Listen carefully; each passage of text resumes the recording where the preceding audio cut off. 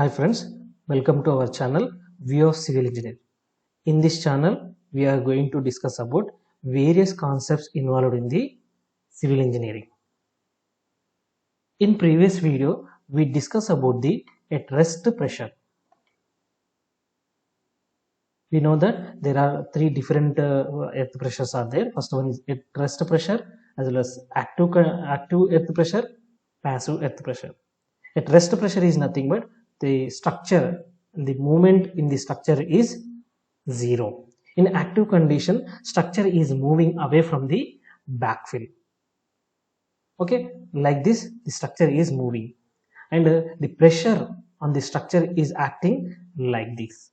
So the failure wedge is moving in the downward direction, and resisting force will develop in the upward direction.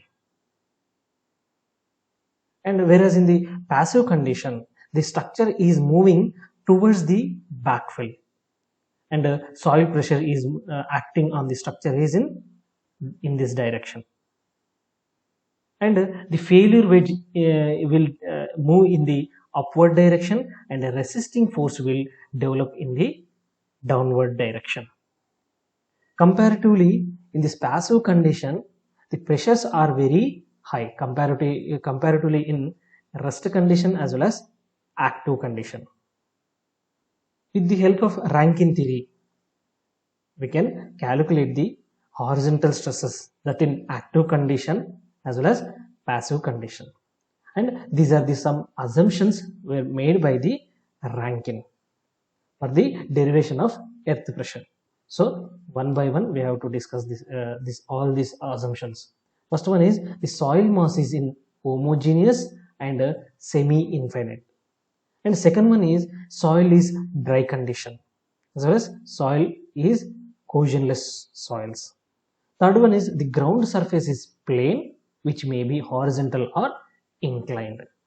So if the backfill is in horizontal or it is in inclined condition, we have different formulas for coefficient of active earth pressure as well as coefficient of passive earth pressure. And the fourth one is the back of the retaining wall is smooth and vertical. And fifth one is the soil is in the state of plastic equilibrium. These are some assumptions made by the Rankine. And the next one, before going to discuss about this derivation, we have to know about Mohr circle. In the x direction, we will mention normal stresses that are major principal stresses or minor principal stresses, as well as in the y direction we will denote shear stresses. It is denoted with the tau. And majorly in this active condition, the stresses will decrease gradually.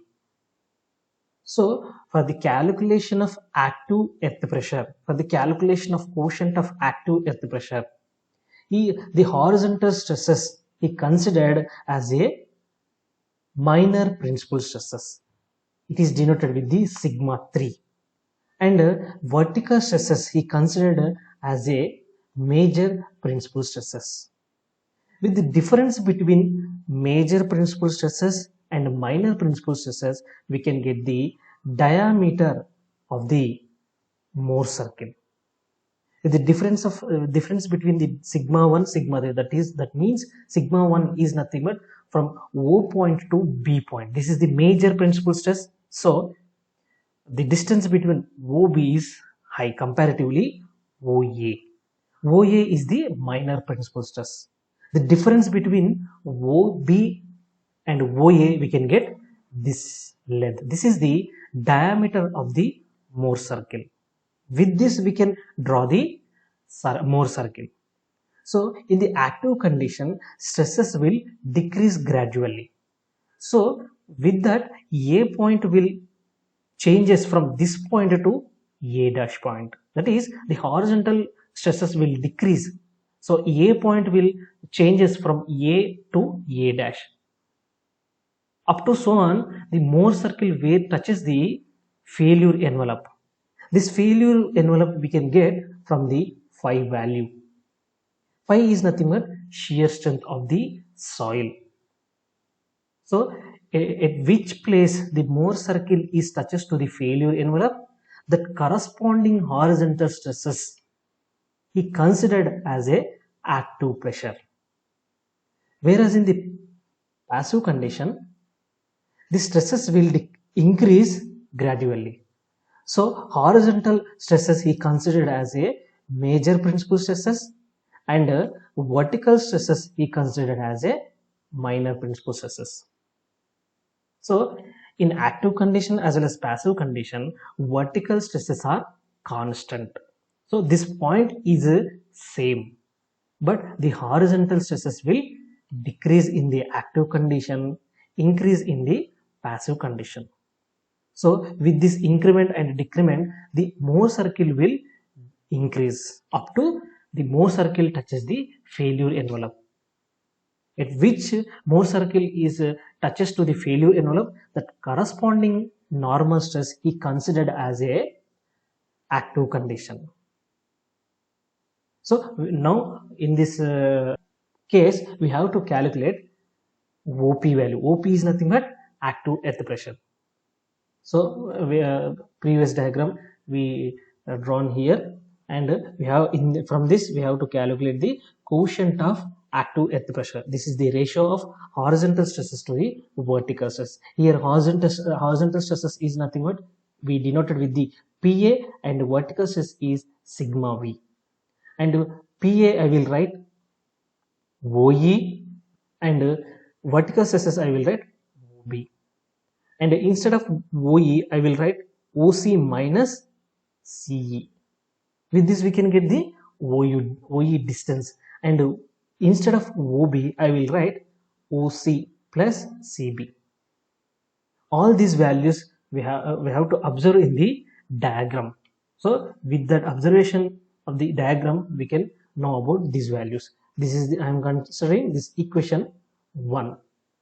And here one another important point is, here I will write CE equal to CB equal to CD. These three values are same because these are the radius of the Mohr circle.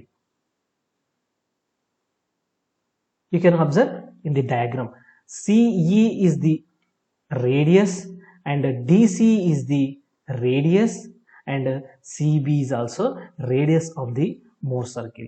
So the distances CE and CD as well as CB are same. So I have to calculate CE as well as CB values from this. From triangle ODC. In this triangle, OC is the hypotenuse because the angle between OD and C is DC having 90 degrees. So OC is the hypotenuse from this triangle. So I will calculate sin phi equal to opposite side to the hypotenuse. Then we can write DC by OC. From this DC equal to OC we can write. So instead of CB value, CE value, we can write OC sin phi. This value we can substitute in the equation 1. So we can get Ka equal to OC minus C. Instead of CE I am writing OC sin phi divided by, instead of CB I am writing OC plus OC sin phi. So Ka we can get OC common 1 minus sin phi divided by OC 1 plus sin phi. OC get cancelled, and Ka equal to 1 minus sin phi. This is the formula for quotient of active earth pressure. Instead of this formula we can use this formula also, tan square 45 minus 5 by 2. These two formulas are same. So while calculating the quotient of active earth pressure we can follow these two formulas.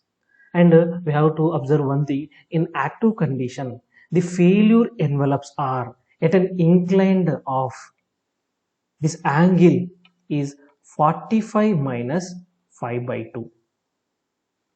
This is the 45 plus 5 by 2. This is the inclined failure envelopes. That means in the active condition, failure planes will develop at an incline of 45 plus 5 by 2 to the horizontal line. And similarly, we have to calculate the passive condition also. In this condition, structure is moving towards the soil, so stresses will increase gradually.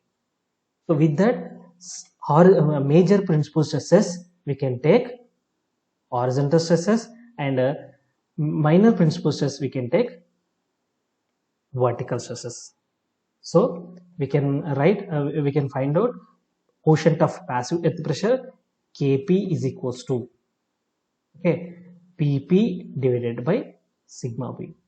Here Pp is nothing but quotient passive earth pressure.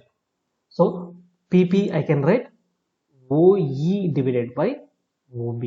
Here instead of OE we can write OC plus CE, and instead of OB we can write OC minus CB. Here also CE equal to CB equal to CD we can write.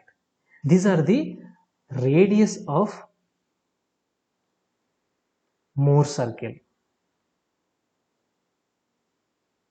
And from the triangle ODC, in this triangle OC is the hypotenuse.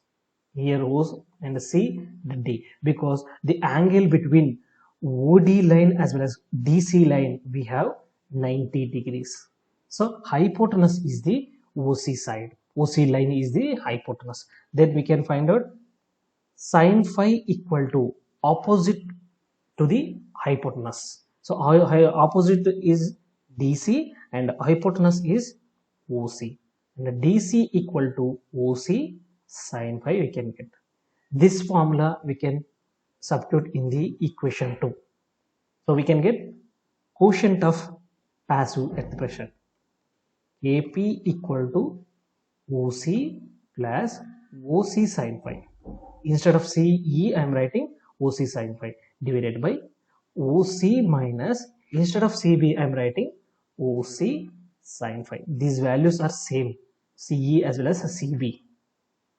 And from this Kp equal to OC into 1 plus sin phi divided by OC 1 minus sin phi.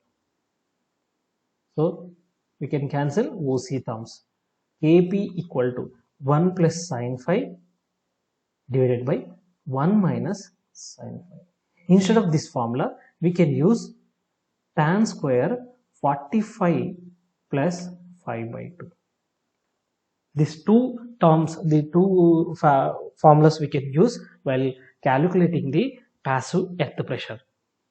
And in passive condition, the failure envelopes will develop at an inclined of 45 minus 5 by 2. That means the failure envelopes, failure surfaces will develop at an incline of 45 minus 5 by 2.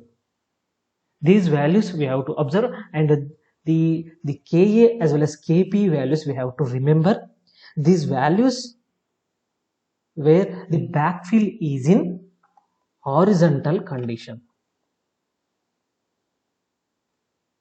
When if in case our backfill is in inclined, then Ka as well as Kp values will varies. So in next lecture we will discuss where if the backfill is in inclined condition, what is the Ka value as well as what is the Kp value. Okay, thank you. If you like the video, please subscribe my channel.